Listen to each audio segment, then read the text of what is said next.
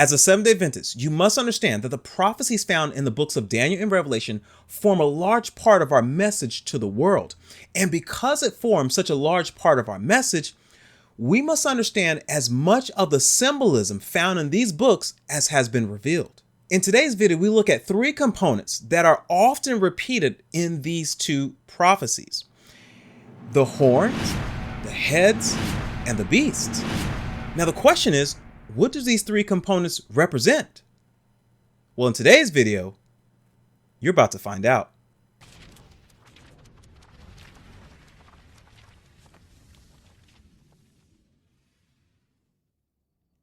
You may not be aware of this, but much of prophecy is focused on the kingdoms of this world. From Jonah prophesying of the destruction of Nineveh to God using the Babylonian Empire to punish the Jews, much of prophecy is simply focusing on the kingdoms and empires of this world. And if you look closely at the books of Daniel and Revelation, you'll discover that this focus on kingdoms and empires continues in the prophecies of Daniel and Revelation, from the Egyptian Empire all the way to the United States of America. Now, the reason why prophecy focuses so much on the kingdoms of this world is because we must see that the climax of prophecy is when Jesus returns back to this earth as its ultimate king, as its ultimate conqueror. Yes, ladies and gentlemen, when Christ returns back to this earth as King of Kings and Lord of Lords, he will be the last king to ever conquer the world. And ladies and gentlemen, what I want us to understand is that this kingdom that is coming as the kingdom of heaven will supersede all the other earthly kingdoms that had ever ruled this world. It will be more glorious than Babylon. It will be more stronger than Greece. It will be more powerful than the Roman Empire. Yes, ladies and gentlemen, the coming of Christ is the last world empire to rule this world, and thus prophecy focuses, it centralizes the focus of kingdoms and empires. Now, that being said, when you read the prophecies of Daniel and Revelation, you should see that there are certain symbols that are more prominent than others. And three of those symbols I want to focus in on today. And that is the horns, the heads, and the beasts. So the question is, what do these three symbols represent? Let's look first at the horns. Now, the first time we see a horn in the book of Daniel is in the 7th chapter. Notice what the Bible says in Daniel chapter 7 and verse number 24. It says, "And the 10 horns out of this kingdom are 10 kings." Now, even though it says king, we must understand specifically what does it mean by king. You see, when I began to study the prophecies of Daniel and Revelation, I began to see that these kings, or this interpretation of a king, is not just a king. You must understand that when it says horn, it represents a kingship. What is a kingship, you ask? A kingship is a line of kings. A kingship represents all the kings who ruled a particular empire or nation. Now, how do I know that a horn represents a kingship or a line of kings? The reason how I know this is because Daniel chapter 8 tells us. Notice what the Bible says in Daniel chapter 8, verses 3, 5, 6, and 7. It says, "Then I lifted up mine eyes and saw, and behold, there stood before the river a ram which had 2 horns. And the 2 horns were high, but one was higher than the other, and the higher came up last. And as I was considering, behold, an he-goat came from the west on the face of the whole earth, and touched not the ground, and the goat had a notable horn between his eyes. And he came to the ram that had the 2 horns, which I had seen standing before the river, and ran unto him in the fury of his power. And I saw him come close unto the ram, and he was moved with choler against him." And watch this, "and smote the ram and brake his 2 horns." Now, we don't have to guess who these 2 horns represent. Notice what the Bible says in verse number 20 of the same chapter. It says, "The ram which thou sawest having 2 horns are the kings of Media and Persia." And notice what it says in the very next verse about the goat. It says, "And the rough goat is the king of Grecia, and the great horn that is between his eyes is the first king." So here we see that the prophet Daniel sees a ram with 2 horns. He then sees a goat with a notable horn, and the prophet witnesses the goat destroying the ram, and it says it broke its 2 horns. Now, the Bible tells us that these 2 horns represents the kings of Media and Persia. It also reveals to us that the notable horn on the goat represents the first king of the Greek Empire. Now, from history, we understand, and we'll get into it a little bit later, we understand that the notable horn on the goat represents Alexander the Great.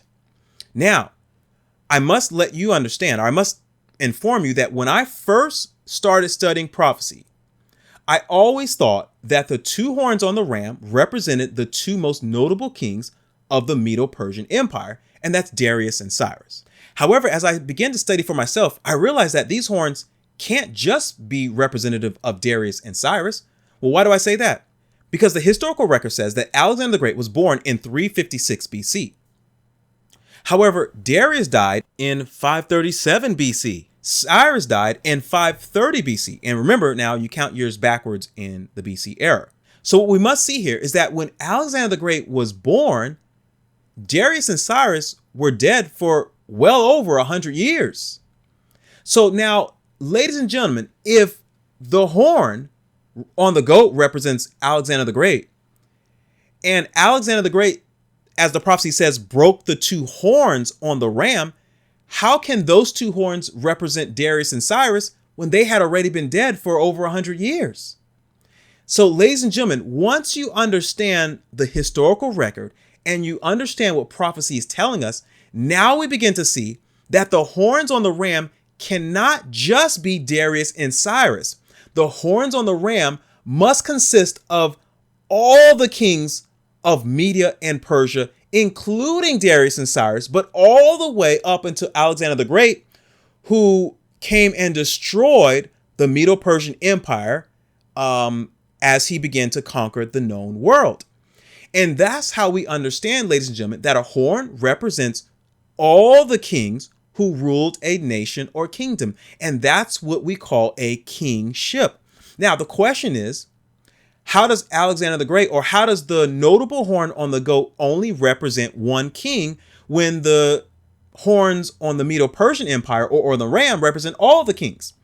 Very simply put, the historical record reveals that before Alexander the Great became king, the Greek Hellenistic territories were divided territories, all small kingdoms ruled by independent rulers. However, when Alexander the Great came to power, he combined or unified the Hellenistic Greek territories into one empire called the Greek Empire.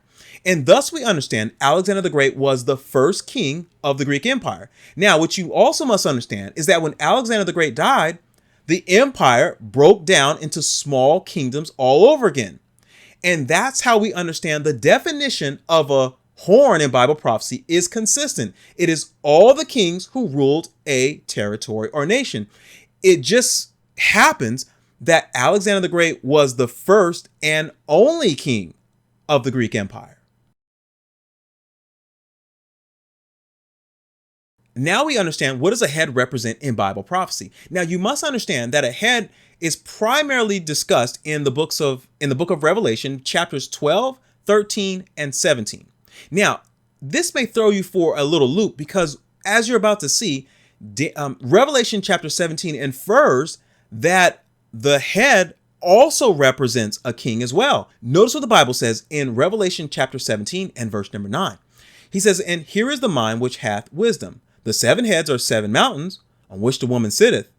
And there are 7 kings, 5 are fallen, and 1 is, and the other is not yet come. And when he cometh, he must continue a short space." Now the question is, how can the horns represent a king, but now the heads also represents a king? Well, ladies and gentlemen, the reason why the head and the horns both seem to represent a king is because a king is always central to a kingdom. So when we look at this and when we study it all together, you'll see that a king could represent a horn, it could represent a head, and it could represent a beast. But ladies and gentlemen, the question is, what symbol does the head represent most often and most logically in the prophecies of Daniel and Revelation? And I believe that Ellen White gives us the most logical definition of a head in these prophecies. Now remember, in Revelation chapter 13, the prophet saw a beast.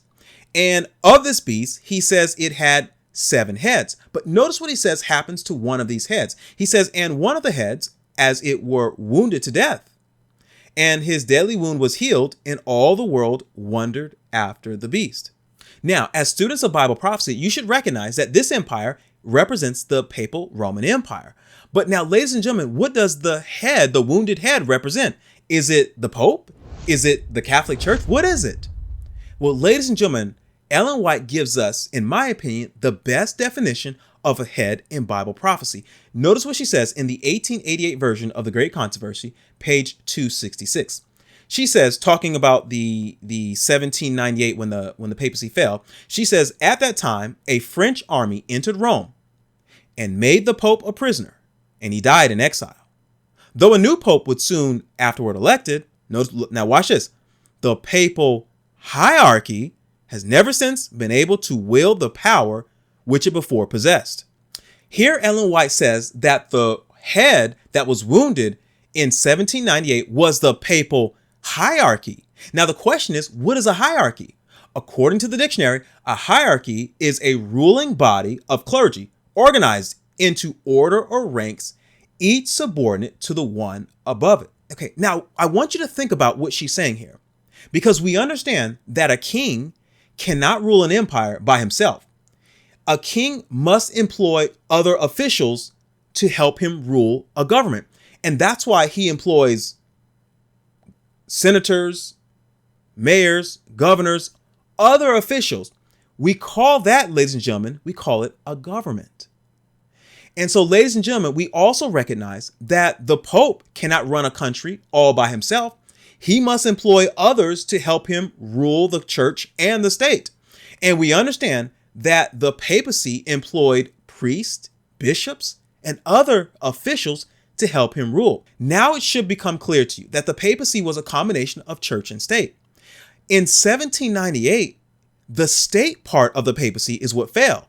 It is what received the deadly wound, but the church would continue to move forward. And thus we understand, ladies and gentlemen, that in 1798, it is the papal hierarchy that received the wound. In essence, it is the papal government. And thus we understand that the definition, the biblical definition of a head in Bible prophecy, it is representative of a government. Last but not least, let's understand the definition of a beast in Bible prophecy.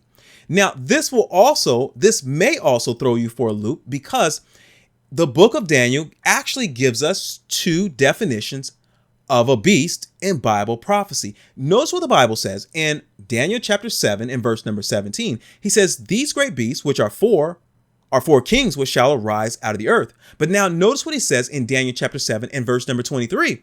He says, the fourth beast shall be the fourth kingdom upon the earth.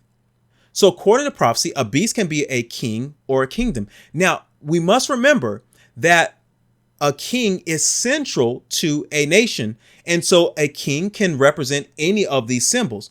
But what is the most logical, what is the most likely scenario or most likely definition of a beast in Bible prophecy? Now, in order to understand the most logical, the most likely definition of a beast out of these two definitions that is used in the prophecies of Daniel and Revelation, we simply must use the process of elimination. We understand that a horn represents a kingship. We understand that a head represents a government. Well, what's left? The only thing that's left, ladies and gentlemen, are the people that's being ruled by the king and the government. So a beast in Bible prophecy represents the nation of people that are being ruled. And we can clearly see that it represents people because in Revelation chapter 13, the beast comes up out of water. And we recognize that water represents, according to Revelation 17:15, water represents peoples, multitudes, nations, and tongues.